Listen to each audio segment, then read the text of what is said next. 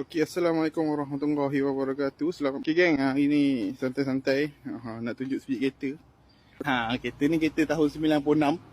Kereta Camry Toyota Camry lama. Abang boleh tengok. Exhaust dah tukar. Kereta memang terjaga, cat baru. Kereta ni cat baru tau. Cat baru, tayar Michelin 2 biji ke depan. Tengok. Tayar Michelin. Barang mantap.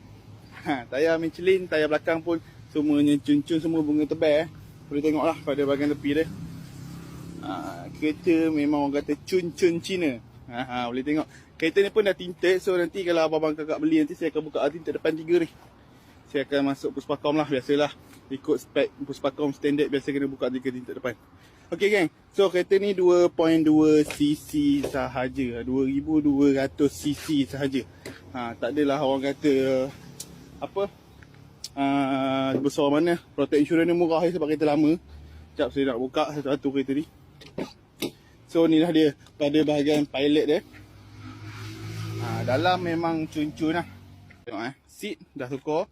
Seat lain bukan seat apa orang kata, bukan seat ori dia. Ni seat semi bucket. Tak silap saya seat Toyota, tak silap saya. Pada bahagian belakang ni. Inilah belakang dia. Belakang kemas aircon sejuk. Kereta ni ada sound system Boleh tengok door trim dia. Semuanya orang kata cun-cun Cina lah. Biasalah kereta-kereta lama Kita tengok kat sini. Steering. Dia dah ada Android player semua. Nanti ni barang-barang ni semua saya cabut balik. Saya bagi kat abang-abang kakak standard je. Ini barang-barang accessory ni saya punya. Bukan abang-abang kakak punya. Okay. So sound system dia semuanya cun lah. Sekejap saya cuba tengok. Tengok bumbung pun cantik bang. Ada speaker kat sini. Ada speaker satu. Speaker ni kita bagi je nanti. Tak ada masalah. So sistem kereta ni memang top. Kereta engine memang lawa lah. Mari saya tunjuk sikit. Ni dapat buka bonet dia. Okay.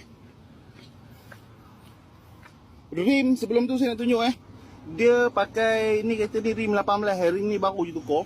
Rim 18. Lampu depan semua cantik. Boleh tengok.